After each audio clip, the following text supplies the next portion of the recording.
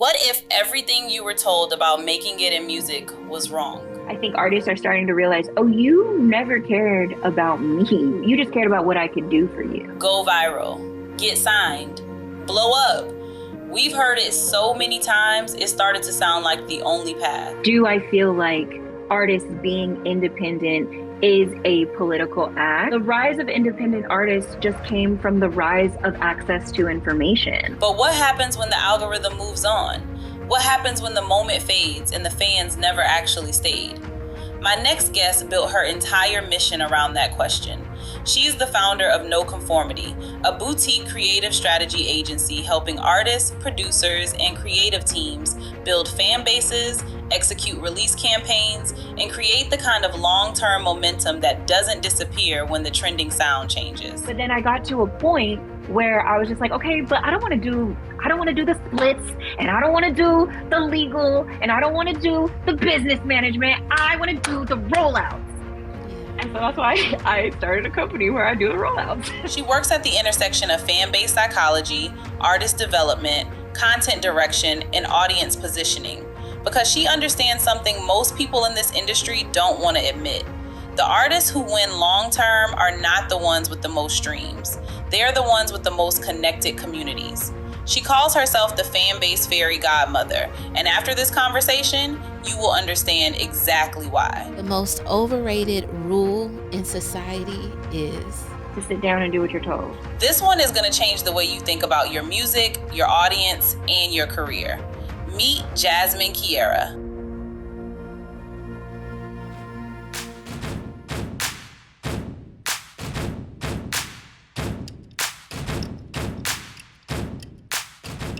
I actually have something I need for you all to do. In order for me to continue to be able to do this, I need you to do something that's totally free. I need you to subscribe to the podcast. I need you to like, and I would love for you all to continue the discussion in the comments.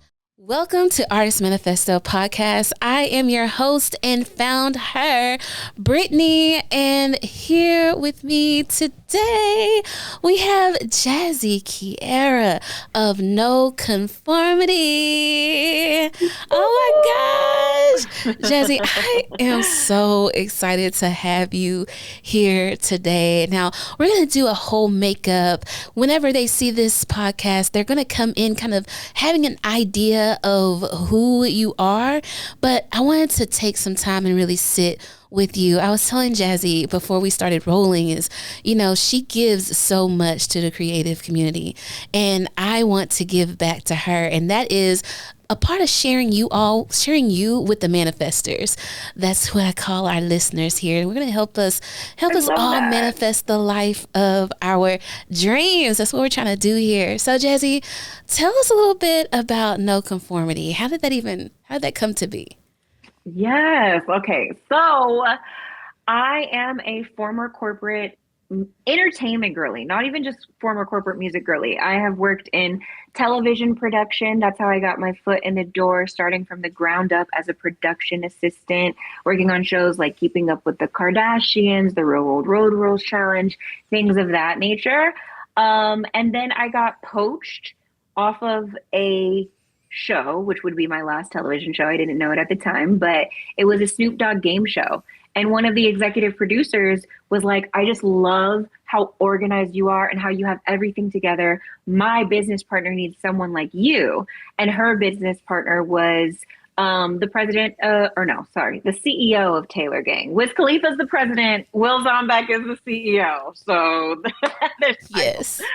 But yeah, that's who her partner was. And so that's how I left the television world, got dropped into the music world, and never looked back.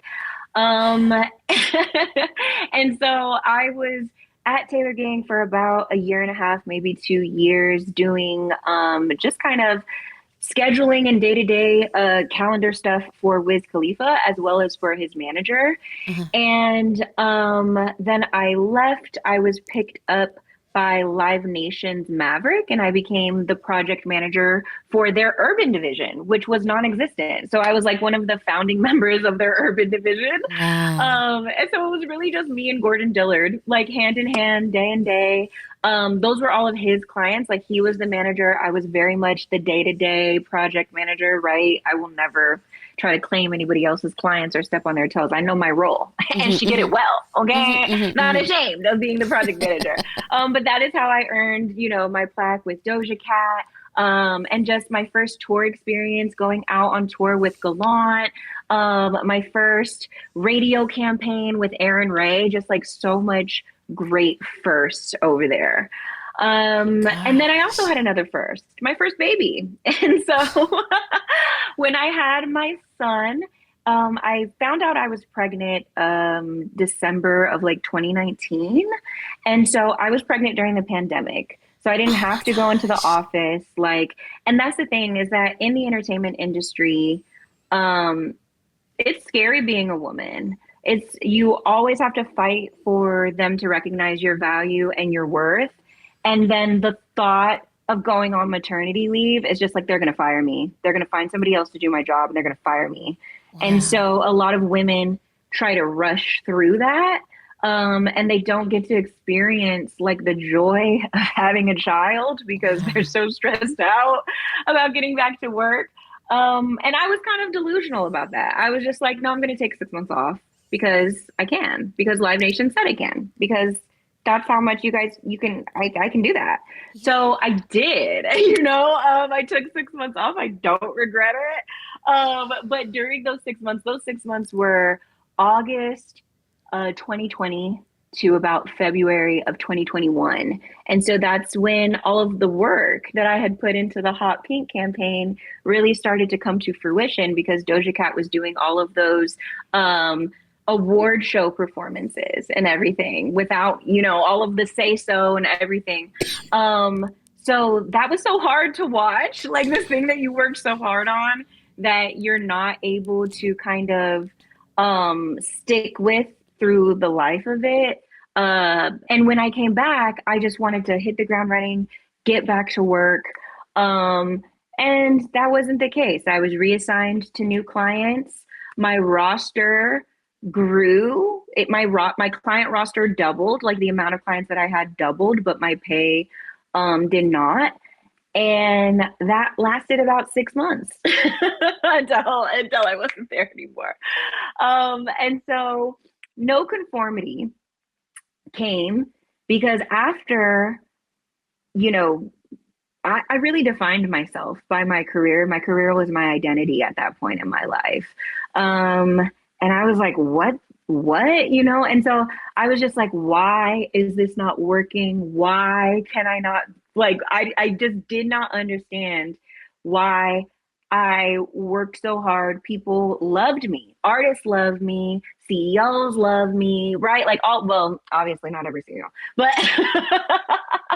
I just could not understand why I could not conform, why I could not be the way that they wanted me to be for me to be able to make it in the music industry. And so I turned to God like I always do. And even my first logo had I think it was what is that verse, Brittneye? It's like Romans 12:2. Do not conform to the world, but be ye transformed by the renewing of your mind. Right, exactly. And so from that, I was just like, this is why I cannot conform.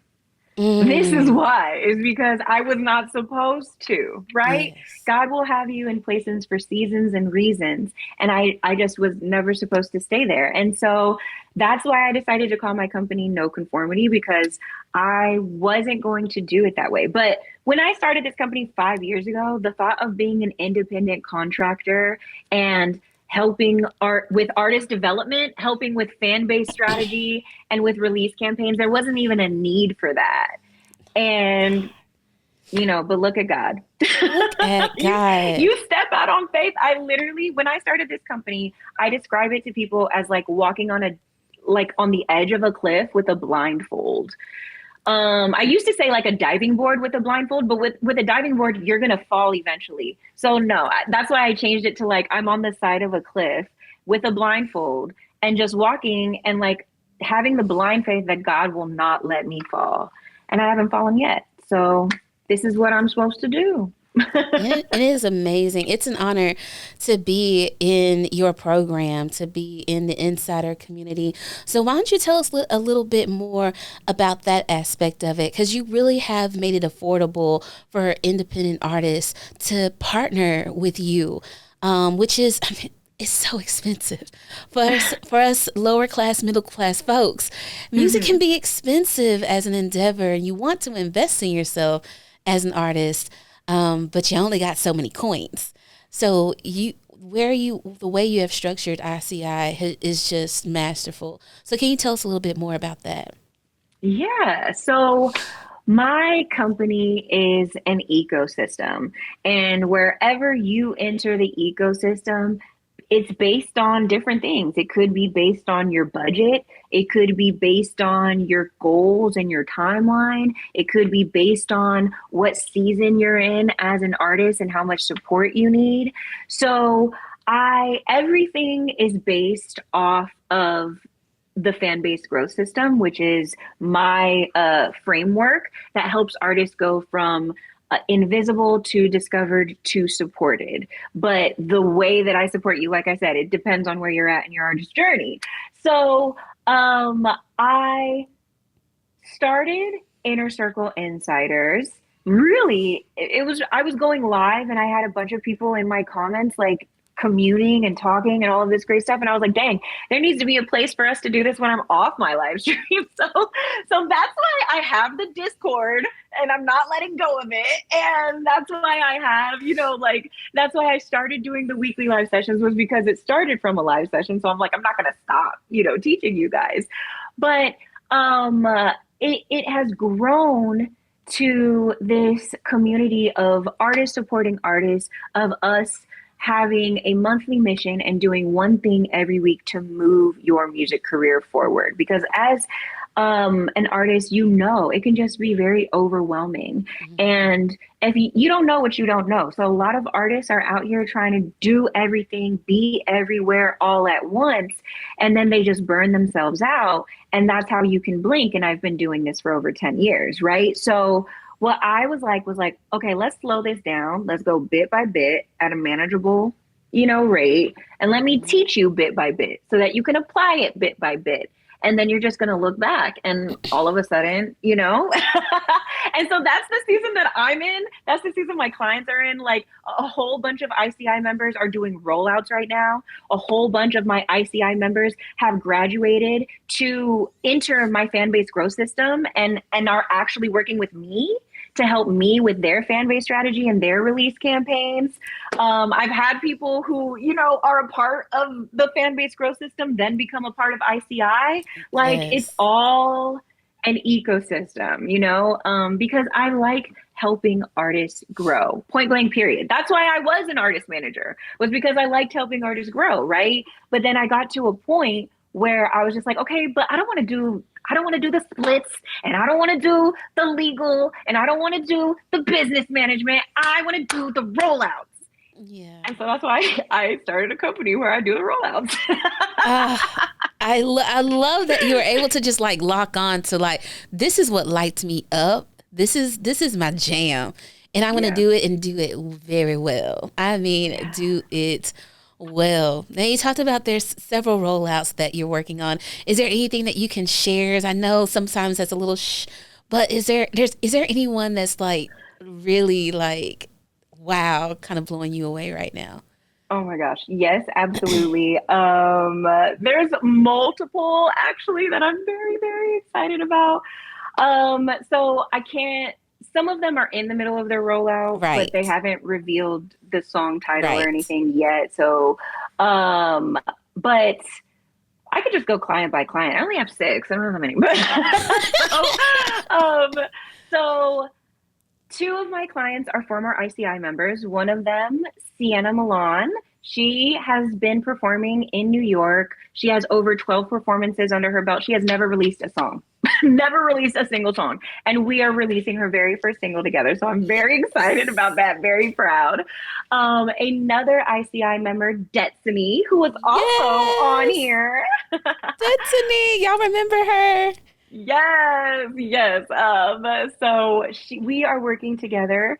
And we just released her single Fling yesterday. It happened yesterday on Wednesday. Literally just came out. Thank you. I'm like, listen, I'm taking credit for it. It's not my song, it's hers. But yes, it is incredible. Just wait. I'm gonna just say that. Just wait. We're just getting started.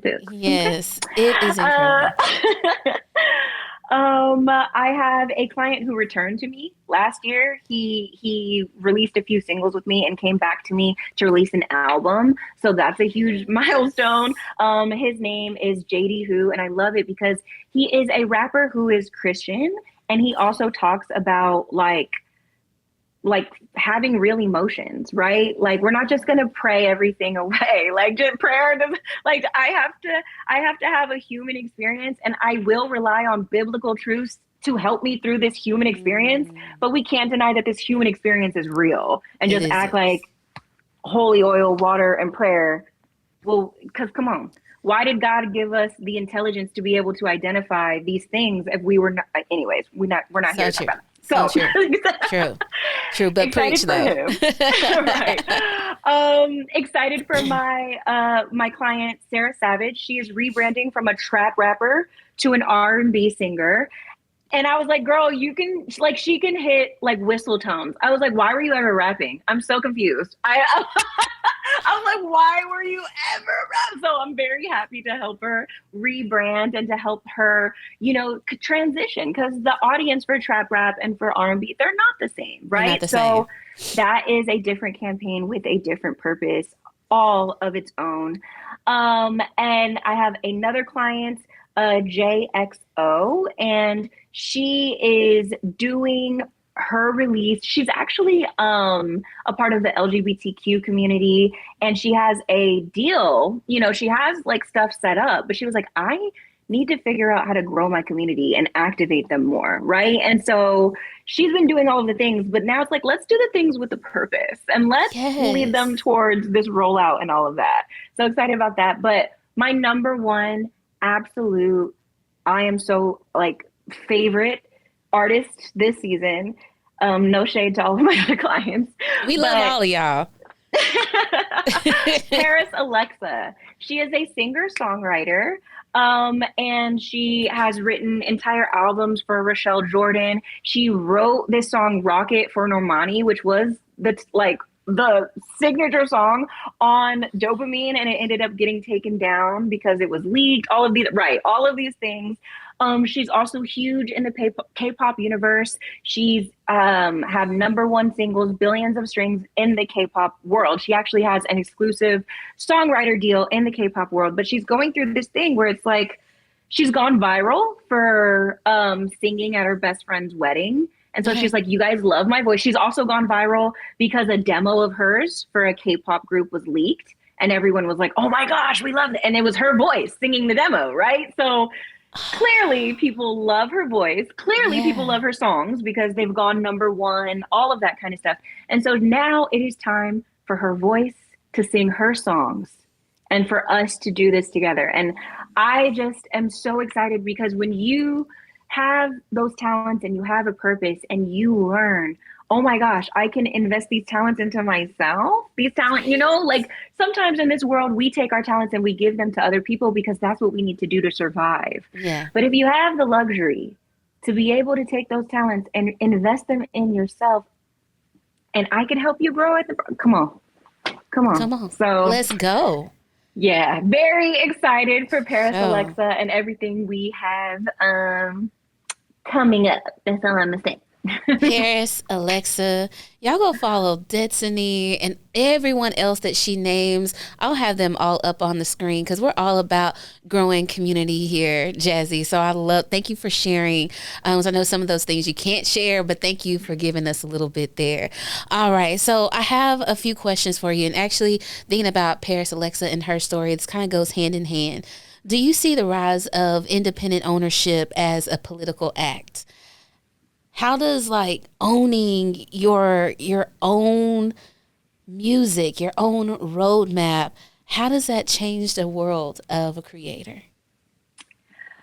I think it changes the world of the creator in a multitude of ways. It's an unfair pressure for the creator to now feel like they have to do everything to be valuable enough for investors to take notice and to really like invest in their art. But going back to the original part, because this is kind of a two-part question. So the first part of this question was, do I feel like artists being independent is a political act? And I don't think it was intended to be a political act, but I think it is a form of social justice. So what I mean is, the rise of independent artists just came from the rise of access to information. Artists previously did not know what a master recording was. They didn't know what they wanted a record deal because this was the only way to get distribution for people to discover their music and for them to grow an audience. You needed that, right? And so artists like Chance the Rapper, Nipsey Hussle, like they just really started to bring awareness to what a master recording is, where people make money, why artists are able to go broke so quickly, right? Because we would see that. We would be like, what happened? How did they fall off? How did they go broke? Because they never actually made any money off of that single, right? They might have gotten their advance and then maybe they never recouped. So they never earned anything off of that royalty. And if they did, they're earning, points on their master. They don't have majority ownership of their master, which I don't know how deep we're not here to talk about all that, but so we can go there. Right. I'm like, I don't know how deep everyone's like knowledge of I forget how deep my knowledge is too, right? Because I think it's crazy. Have not used that part of my brain in a while. It's just crazy that some of our most beloved artists die broke. Mm-hmm. Once I started learning more, it's an injustice. It infuriates me because not only are you stealing just that from them, but you're stealing legacy from them. You're stealing the ability for their family to then also turn around and capitalize on. So no, I'm glad that you said that because that is a real problem. And that's the reason why I named my business Artist Manifesto. Is taking back that ownership and that legacy, taking the pen back and writing our own story. So that's perfectly aligned with Artist Manifesto. It really is. Oh my gosh. I love to hear that. Come on, alignment. Yes, come on through lines. So I don't think it was intended to be a political act, but it is a form of social justice for the reason that you just said.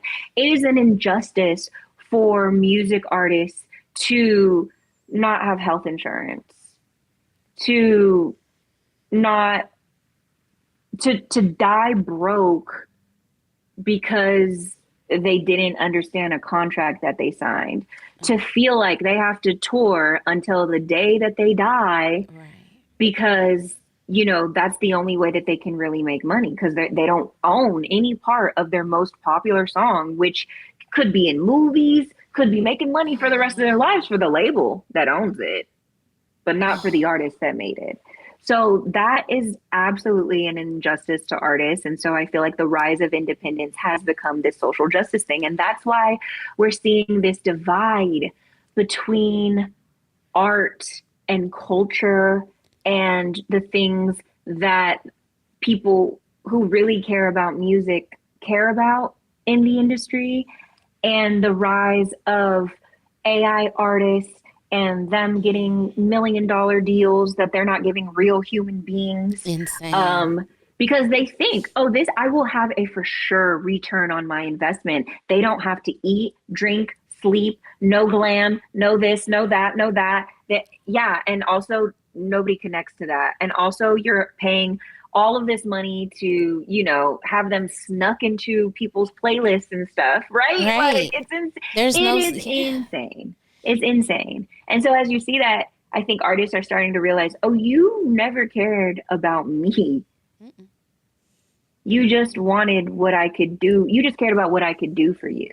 Mm-hmm. And you don't think that what I can do for you is valuable anymore. And so that is really the divide that we are seeing, because the people at the top, they're so disconnected from like normal human beings. No, seriously. For lack of better words. But it's like they have like that's why there can be people where it's like, who let this happen? And it's like, well, they're surrounded by a bunch of yes men who are not telling them that this is crazy, you should not do this. Or if they do say it, they're getting fired. Right. So it's just it's like a bunch of just like these money grubby people who have no idea what the music community wants, what consumers want, how consumer behavior changes, how consumers are discovering their music, because they're so used to controlling access to the artists that we liked, how we discovered music, and they don't have that anymore. So what we're seeing is this restructuring where it's like labels just kind of became distributors. And then all the distributors started offering label services. But wasn't happening was no one was developing artists. No one was like, everybody wanted a sure, quick win. If I invest in you, will I get a return? Will you go viral? Will you this? That's why things like going viral, streams, blah, blah, blah, that became the marker of success. And then when you could buy that, everything went to shit. We don't know how to mark success anymore. Organic. Yeah. Exactly. And so now what we quantify success with is, can you create demand for your music? Not can you sell? Can you stream? Can you create demand for your music? Will people show up to the shows? Do they know you? Will they show up? I think about like recent headlines like Meghan Trainor canceling her tour for whatever reason, or Post Malone canceling his. There's another big name where they canceled their tour and suspected, I'm not on the team, I don't have the inside, so allegedly suspected that, maybe potentially not selling enough tickets to actually fill the seats. Do you think that is a direct correlation to what you're saying? I actually think that has everything to do with the people who are selling the tickets, and the artists just trying to probably make a return on the tour, because you lose so much money touring. You invest so much money into touring. And so artists are like, well, the ticket needs to be this price for me to actually get some money back.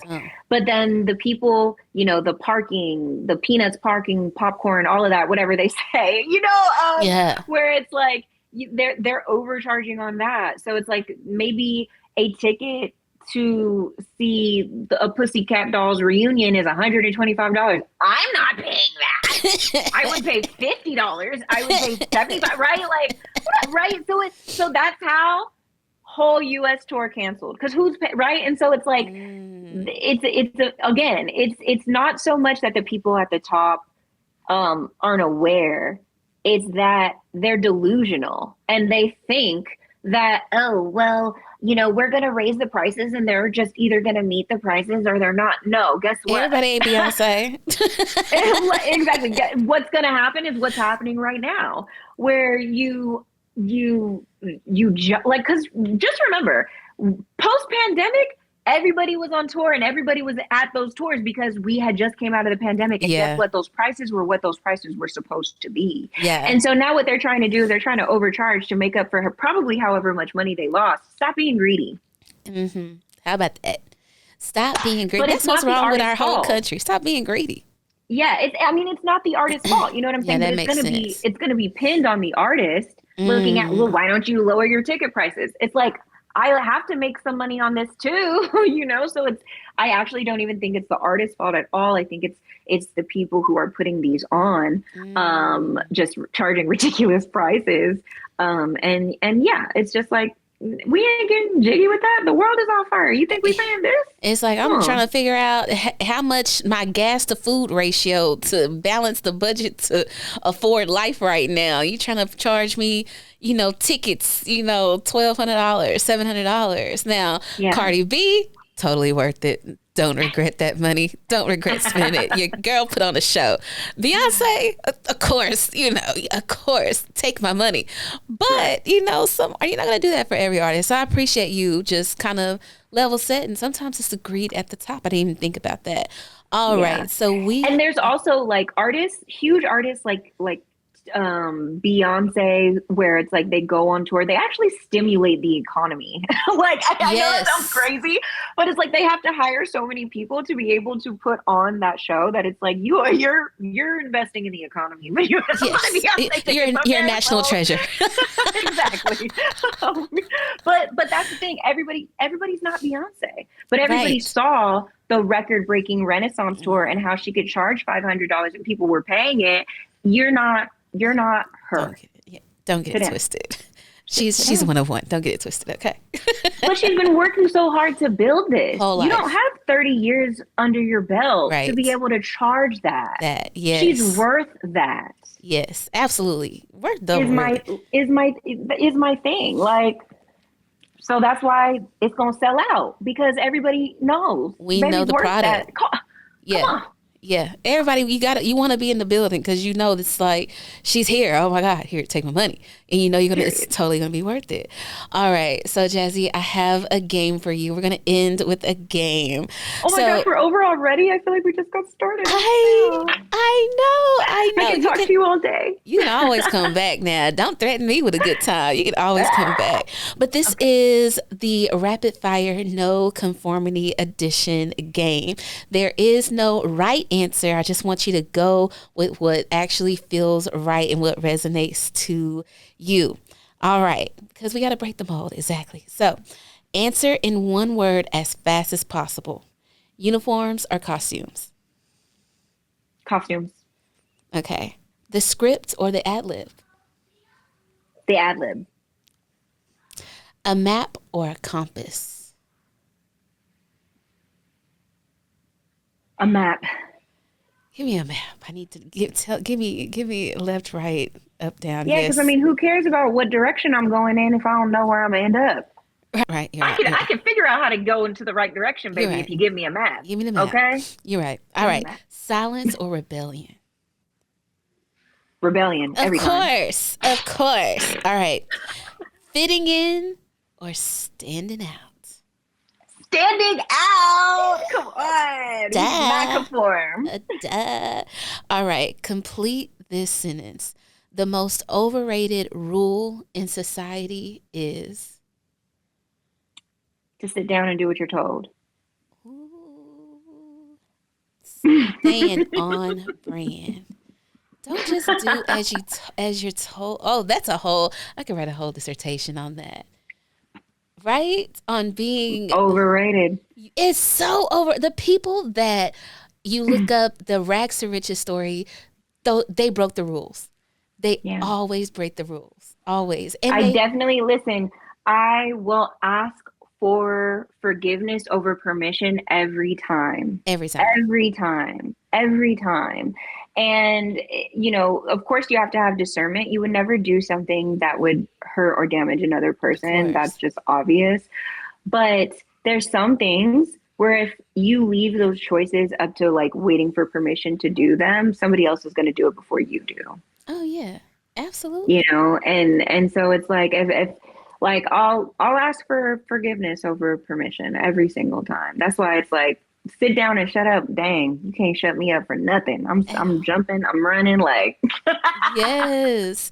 I'm a healed people pleaser. And I tell you, Jazzy, when I was creating the Pisces, I didn't tell anybody. The only person that knew was my husband. I did not tell anybody. And it's because I did not want to I just wanted the album to be really me, the stuff that I wouldn't truly typically be afraid to say. I wanted to be able to put all that in the art. I didn't want anyone trying to